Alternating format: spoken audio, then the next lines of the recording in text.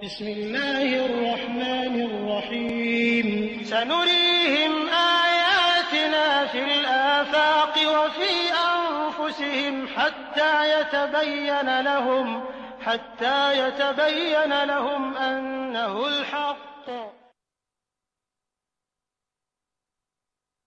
الحمد للہ رب العالمین والصلاة والسلام علی رسولہ الکریم وصحبہ اجمعین، اما بعد فاعوذ باللہ من الشیطان الرجیم، بسم اللہ الرحمن الرحیم۔ الذی احسن کل شیء خلقہ وبدأ خلق الانسان من طین ثم جعل نسلہ من سلالۃ من ماء مہین۔ صدق اللہ العظیم۔ رب اشرح لی صدری ویسر لی امری واحلل عقدۃ من لسانی یفقہوا قولی، آمین یا رب العالمین۔ محترم ناظرین، اس سے پچھلی نشستوں میں ہم اس بات پہ غور کر چکے ہیں کہ قرآن مجید بنیادی طور پر کتاب ہدایت ہے، جو تمام بنی نوع انسانی کی ہدایت کے لیے نازل کی گئی۔ اور ویسے تو حضور صلی اللہ علیہ وسلم کے کئی معجزے ہیں، لیکن واحد معجزہ جس کو حضور صلی اللہ علیہ وسلم نے چیلنج کے ساتھ پیش کیا وہ قرآن مجید ہے۔ اس کے ساتھ ساتھ قرآن مجید میں مختلف سائنٹیفک فیکٹس کی طرف اشارات بھی موجود ہیں، اور جتنے بھی فینومینا آف دی نیچر ہیں اللہ تعالیٰ انہیں اپنی نشانیاں قرار دیتا ہے۔ اس کے لیے میں نے آپ کو کچھ آیات کے حوالے دیے۔ نشانی وہ ہوتی ہے جسے دیکھ کے آپ کو کوئی یاد آ جائے۔ اللہ تعالیٰ بھی ان تمام فینومینا آف دی نیچر کو انہی معنوں میں اپنی نشانیاں قرار دیتا ہے کہ ان کو دیکھ کے آپ کو اپنا خالق، اپنا مالک یاد آ جانا چاہیے، اور اس مقصد کے حصول کے لیے قرآن مجید اپنے پڑھنے والے کو بار بار ان نشانیوں پہ گہرا غور و فکر کی دعوت بھی دیتا ہے۔ اس کے لیے بھی میں نے آپ کو مختلف آیات کے حوالے دیے۔ اسی مشاہدے، غور و فکر کے طریقے اور اس کی حکمت کو سمجھنے کا نام آج کے دور میں سائنس ہے۔ غرض کہ ہم یوں کہہ سکتے ہیں کہ قرآن مجید سائنس اور اس کی تمام میجر فیلڈز کا علم حاصل کرنے کی حوصلہ افزائی کرتا ہے۔ پھر ہم نے یہ دیکھا کہ احادیث کے اندر بھی علم حاصل کرنے کی بہت ترغیب آئی ہے، اور یہ بھی جاننا کہ بہترین علم دین کا علم ہے، اور اس میں بھی قرآن مجید کا علم، کیونکہ حضور صلی اللہ علیہ وسلم نے فرمایا خیرکم من تعلم القرآن وعلمہ، تم میں سے بہترین لوگ وہ ہیں جو قرآن سیکھیں اور دوسروں کو سکھائیں۔ پھر میں نے آپ کو یہ بھی عرض کیا تھا کہ قرآن مجید مختلف انداز سے اور مختلف حوالوں سے سائنس کی رہنمائی بھی کرتا ہے۔ وہ سائنس کو تحقیقات اور تجربات کے لیے ایک مضبوط دلیل فراہم کرتا ہے۔ اور پھر اس کے بعد میں نے آپ کو قرآن مجید کے بیان کردہ چند سائنسی معجزوں کا ذکر کیا تھا۔ اپنی پچھلی نشست میں نے قرآن اور میڈیکل سائنس کے پہلے موضوع قرآن اور تخلیق انسانی پہ اپنی گفتگو کا آغاز کیا تھا، اور یہ عرض کیا تھا کہ قرآن مجید جسد انسانی، ہیومن باڈی کی بنیادی طور پر دو طرح کی تخلیقیں بیان کرتا ہے۔ ایک تخلیق ہے حضرت آدم علیہ السلام کی، جن کے نہ والد تھے اور نہ والدہ، انہیں مٹی سے تخلیق کیا گیا۔ قرآن مجید ان کی تخلیق کے مختلف مراحل بیان کرتا ہے۔ اور ایک انسان کی وہ تخلیق ہے جو اس کی والدہ کے رحم کے اندر مکمل ہوتی ہے۔ قرآن مجید اس تخلیق کے بھی مراحل بیان کرتا ہے۔ اس علم کو آج ایمبریولوجی کہتے ہیں۔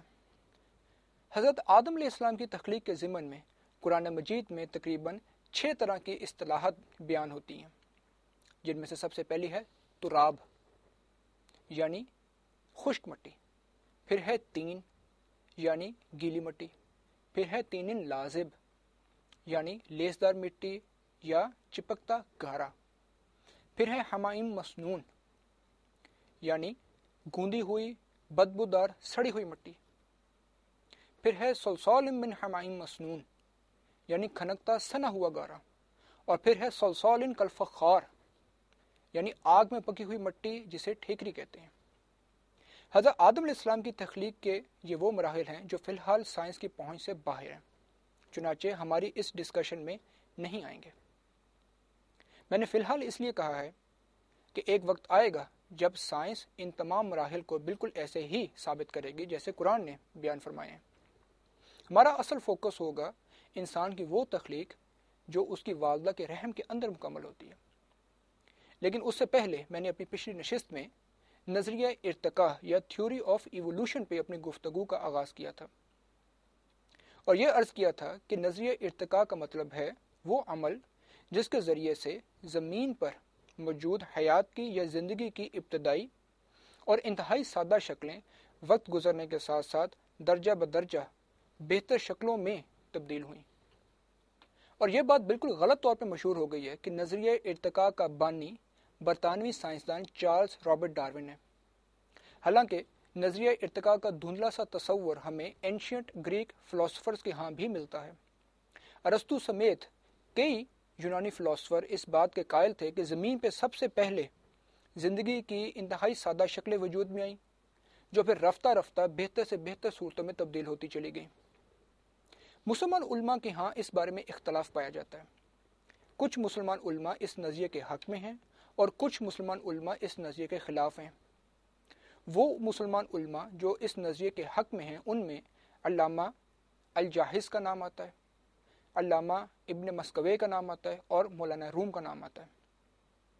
مولانا روم نے تو اپنی شرح آفاق مثنوی مولانا روم میں حیات عرضی کی ارتقاء کا نقشہ نہایت واضح الفاظ میں کھینچا ہے، جس کا لب لباب یہ ہے کہ زمین پہ سب سے پہلے جمادات وجود میں آئے، پھر نباتات وجود میں آئے، پھر حیوانات وجود میں آئے اور پھر انسان وجود میں آیا۔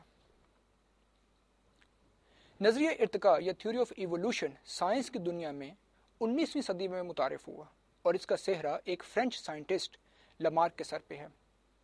لمارک نے 1809 میں اپنی زوولوجیکل فلسفی شائع کی، جس میں اس نے اس رائے کا اظہار کیا کہ زندگی میں یا حیات میں از خود یہ خصوصیت موجود ہے، یعنی ایک انہیرنٹ کوالٹی ہے کہ وہ بہتر سے بہتر کی طرف بڑھتی چلی جائے، اور یہ کہ ماحول کا اس کے اوپر کوئی اثر نہیں ہوتا۔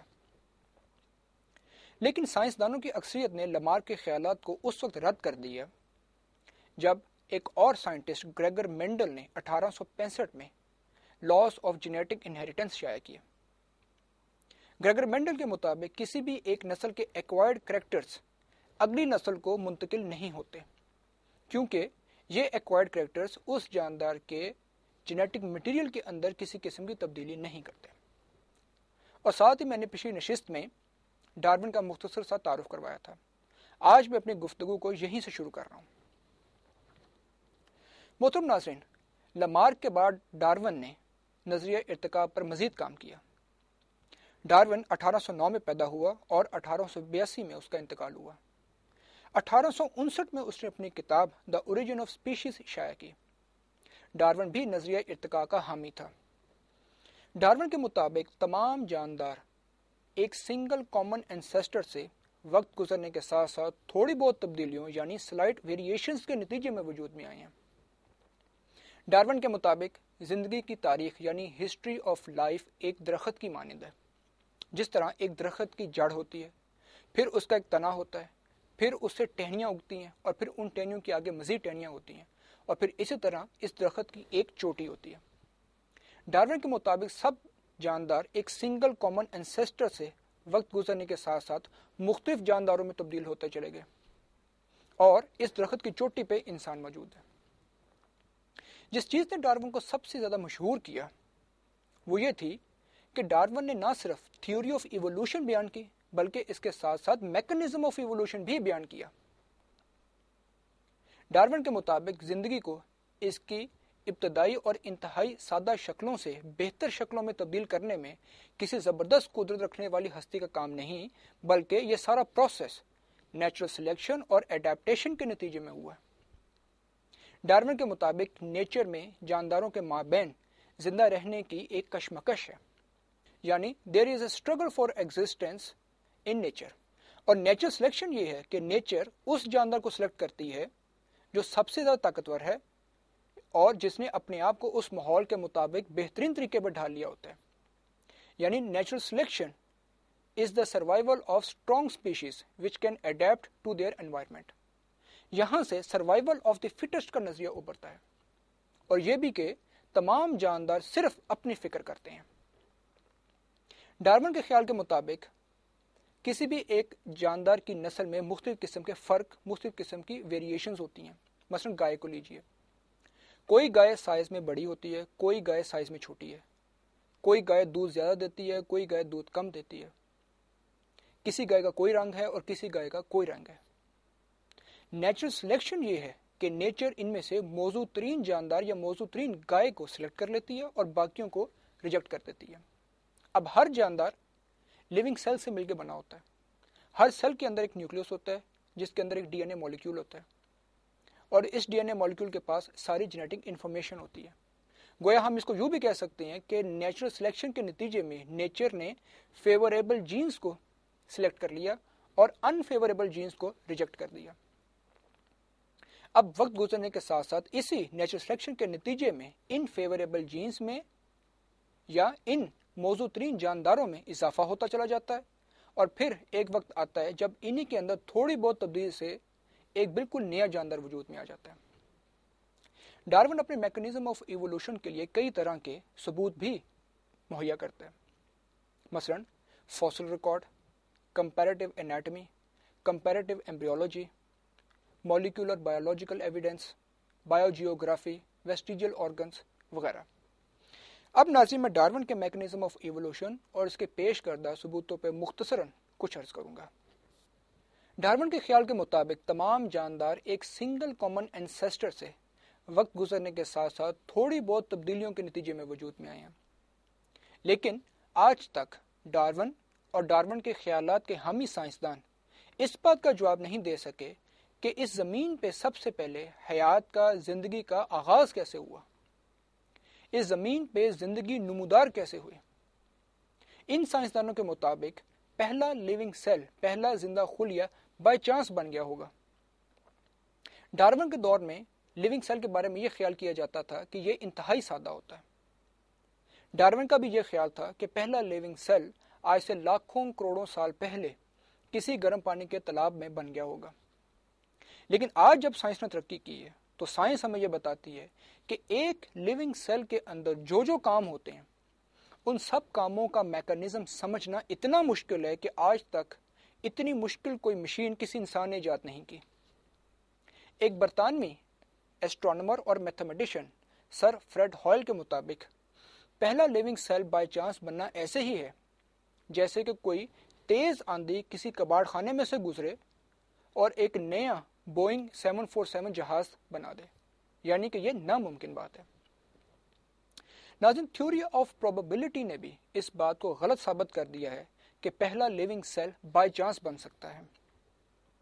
محترم ناظرین, ایک لیونگ سیل مختلف قسم کے proteins, carbohydrates, lipids, nucleic acid اور الیکٹرولائٹس وغیرہ سے مل کے بنا ہوا ہوتا ہے. پروٹینز کسی بھی لیونگ سیل کا بنیادی جز ہوتے ہیں. اب یہ پروٹین مالیکول مختلف قسم کے امائنو ایسڈ سے مل کے بنا ہوا ہوتا ہے. گویا کہ amino acids are the building blocks of a protein molecule.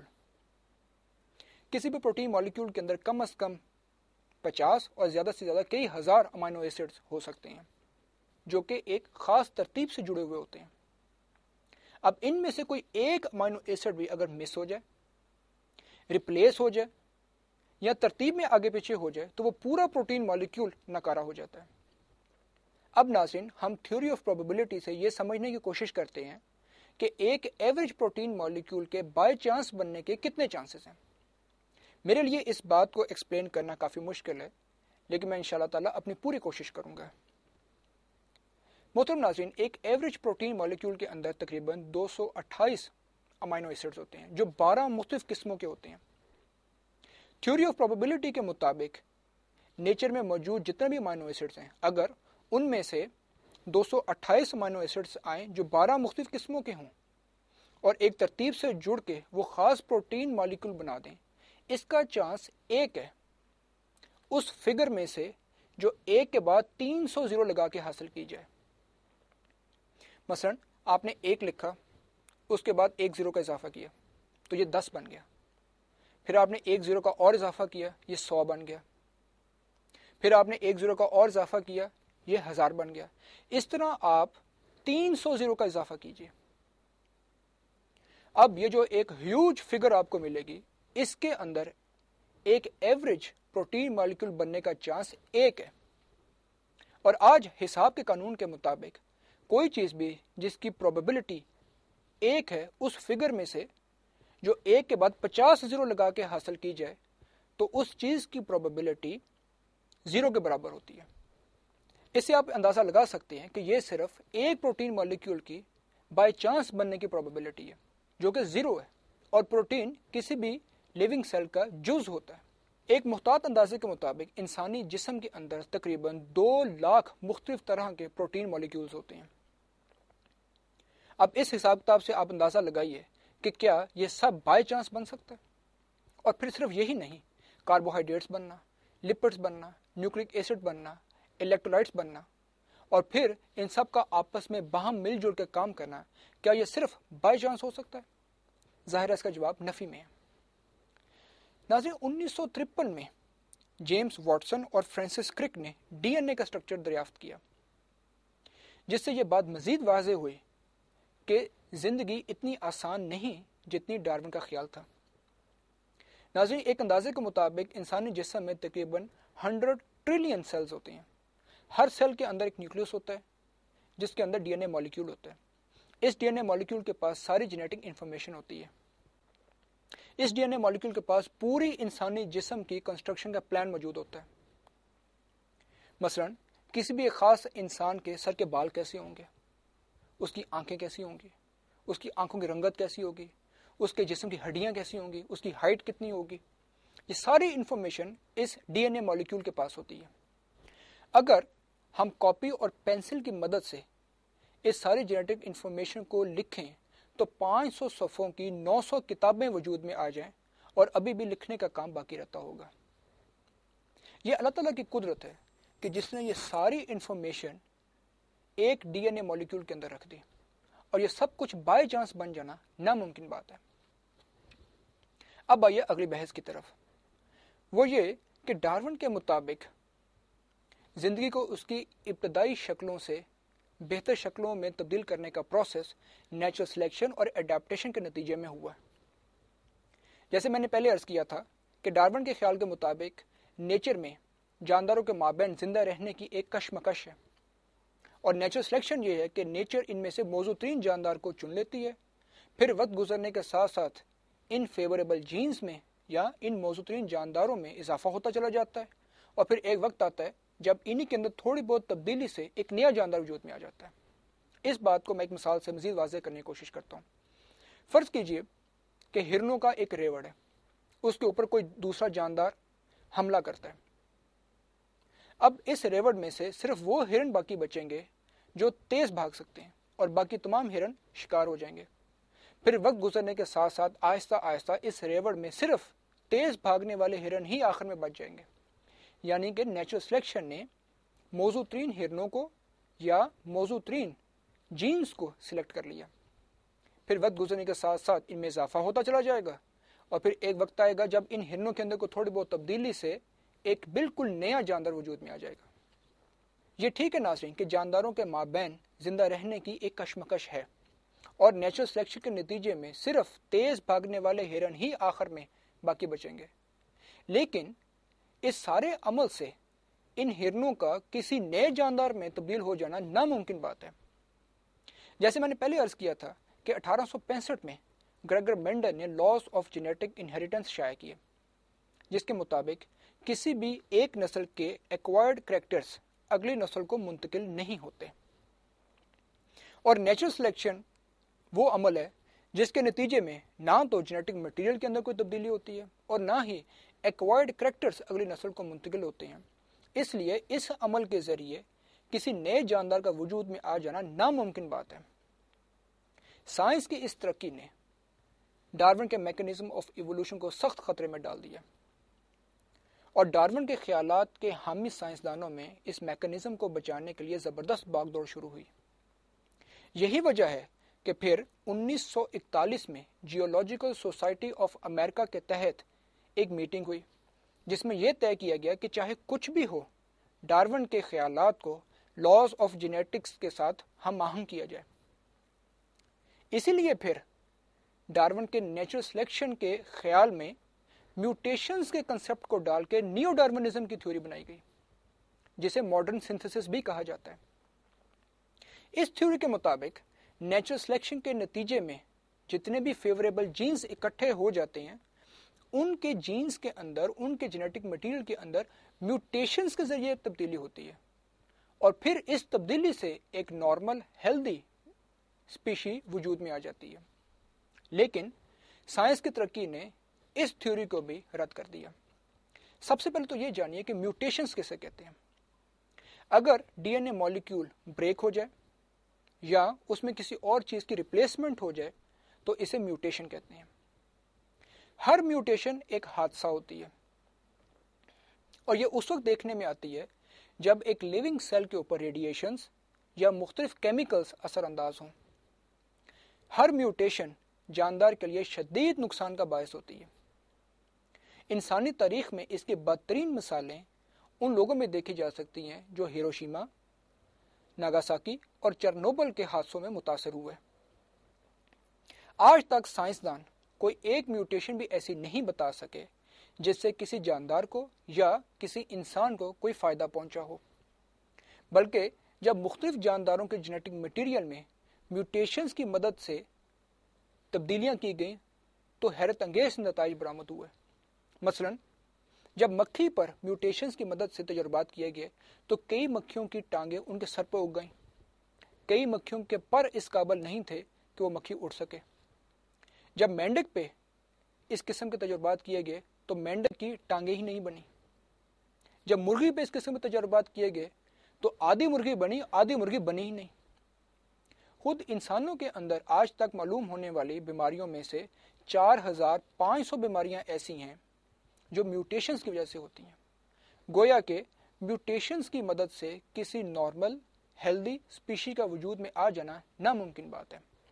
اب چلیے آگے۔ ڈارون کے میکانزم آف ایوولوشن میں struggle for the existence and survival of the fittest پہ کافی زور دیا جاتا ہے، اور یہ کہ جاندار صرف اپنی فکر کرتے ہیں۔ جیسے میں نے پہلے عرض کیا تھا کہ یہ ٹھیک ہے کہ جانداروں کے مابین زندہ رہنے کے لیے ایک کشمکش ضرور ہے، لیکن ڈارون نے جس انداز سے ان خیالات کو پیش کیا اس سے یہ واضح ہوتا ہے کہ جانداروں کے مابین ایثار، قربانی اور باہمی امداد جیسے خصوصیات کا پایا جانا ناممکن بات ہے، کیونکہ یہ صفات خود جاندار کے لیے نقصان دہ ہو سکتی ہیں۔ اسی لیے ڈارون کے خیال کے مطابق ہر جاندار خود پسند ہوتا ہے، وہ صرف اپنی جان کی فکر کرتا ہے، وہ صرف اپنی خوراک اور اپنی رہائش کا انتظام کرتا ہے، اور خطرے کے وقت وہ صرف اپنی جان بچاتا ہے۔ لیکن ناظرین، غور طلب بات یہ ہے کہ کیا واقعی ایسا ہوتا ہے؟ کیا کبھی آپ نے بلی کے نوزائیدہ بچوں کو نقصان پہنچانے کا ارادہ کیا ہو تو کیا بلی آپ کو ایسا کرنے دیتی ہے؟ کیا وہ اس وقت اپنے بچوں کی حفاظت کے لیے کچھ نہیں کرتی؟ اور کیا وہ صرف اپنی جان بچا کر وہاں سے بھاگ جاتی ہے؟ یہ تو عام مشاہدہ ہے کہ ایسا تو نہیں ہوتا، بلکہ جانداروں کے اندر قربانی اور ایثار کی ایسی ایسی مثالیں ہیں کہ عقل حیران رہ جاتی ہے۔ چونٹیوں اور شہد کی مکھیوں میں یہ رویہ خاص طور پہ دیکھنے کو ملتا ہے۔ شہد کی مکھیاں اپنے بچوں کے لیے اور دوسری شہد کی مکھیوں کے لیے خوراک کا اور رہائش کا بہت خاطر خواہ انتظام کرتی ہیں۔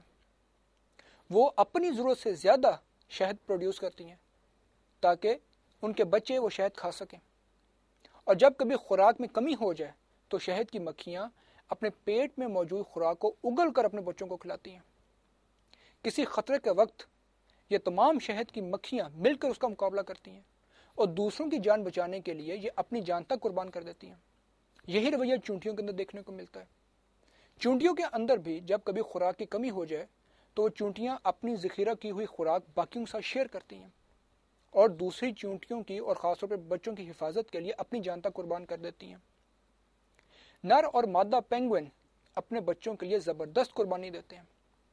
پینگوئن ناظرین انتہائی سرد علاقوں میں پایا جاتا ہے، اور وہاں پہ یہ خدشہ ہوتا ہے کہ اس تیز سردی میں پینگوئن کا انڈا جم نہ جائے، لیکن حیرت انگیز طور پہ نر پینگوئن پورے 4 ماہ تک اس انڈے کو اور پھر بعد میں اپنے بچے کو اپنے پاؤں پہ اٹھا کر رکھتا ہے، اور وہ اس پورے عرصے میں اپنے لیے شکار کرنے کے قابل نہیں ہوتا۔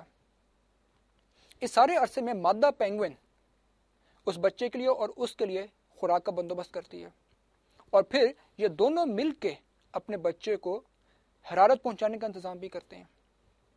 اسی طرح ناظرین، مگرمچھ کے بارے میں یہ خیال کیا جاتا ہے کہ وہ بہت خونخوار جانور ہے، لیکن اس کا بھی اپنے بچوں کے ساتھ رویہ انتہائی حیران کن ہے۔ انڈوں سے جب مگرمچھ کے بچے نکلتے ہیں تو وہ ان کو اپنے منہ میں جمع کر کے پانی میں لے جاتا ہے اور پھر اس وقت تک ان کی حفاظت کرتا ہے جب تک وہ خود حالات کا مقابلہ کرنے کے لیے تیار نہیں ہو جاتے. اسی طرح تمام جاندار اپنے بچوں کے لیے خوراک کا، رہائش کا، حرارت کا اور حفاظت کا انتظام کرتے ہیں. کئی پرندے اپنے بچوں کو 1 گھنٹے میں 4 سے 20 مرتبہ خوراک مہیا کرتے ہیں اور اس خوراک کے حصول کے لیے وہ بہت قربانی دیتے ہیں. کئی دفعہ وہ اپنے بچوں کو پانی مہیا کرنے کے لیے دور دراز کے علاقوں کا سفر کرتے ہیں. پرندوں کے بارے میں ناظرین ایک خاص بات یہ بھی ہے کہ ہر پرندہ بغیر کسی سابقہ تجربہ کے نہایت مہارت کے ساتھ اپنے لیے اور اپنے بچوں کے لیے گھونسلہ تیار کرتا ہے، اور پرندوں کی کئی نسلیں دشمن سے بچاؤ کے لیے کئی فیک گھونسلے بھی تیار کرتی ہیں. کئی مچھلیاں ایسی ہیں جو کہ انڈے دینے کے بعد ان انڈوں کو اپنے منہ میں رکھتی ہیں. ان انڈوں سے جب بچے نکل بھی آتے ہیں تب بھی ان بچوں کو اپنے منہ کے اندر رکھتی ہیں. یہی رویہ مینڈک کے اندر بھی دیکھنے کو ملتا ہے کہ وہ بھی اپنے انڈوں کو اور اپنے بچوں کو اپنے منہ کے اندر رکھتا ہے اور ان کی حفاظت کرتا ہے.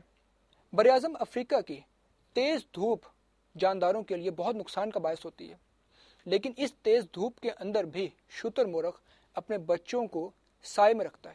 وہ خود دھوپ میں کھڑا ہو کے پر پھیلا دیتا ہے جس سے اس کے بچے اس سائے میں آ جاتے ہیں. اسی موضوع پہ انشاءاللہ تعالی ناظرین میں اگلی نشست میں بھی گفتگو جاری رکھوں گا. وآخر دعوانا ان الحمد للہ رب العالمین. والعصر إن الإنسان لفي خسر إلا الذين آمنوا وعملوا الصالحات وتواصوا بالحق وتواصوا بالصبر. حدیث نبوی صلی اللہ علیہ وآلہ وسلم. یقیناً اللہ تعالیٰ مصیبتوں سے تمہاری آزمائش کریں گے، حالانکہ اسے خوب معلوم ہے جس طرح تم میں سے کوئی سونے کو آگ پر تپا کر آزماتا ہے، تو تم میں سے کچھ تو خالص سونے کی طرح نکلیں گے. یہ لوگ ہوں گے جن کو اللہ تعالیٰ نے گناہوں سے بچایا، اور کچھ لوگ ایسے نکلیں گے جیسے کالا سونا، وہ سونا جس کے ساتھ گند ملا ہوا ہو. یہ وہ لوگ ہوں گے جو فتنوں میں پڑ گئے ہوں گے.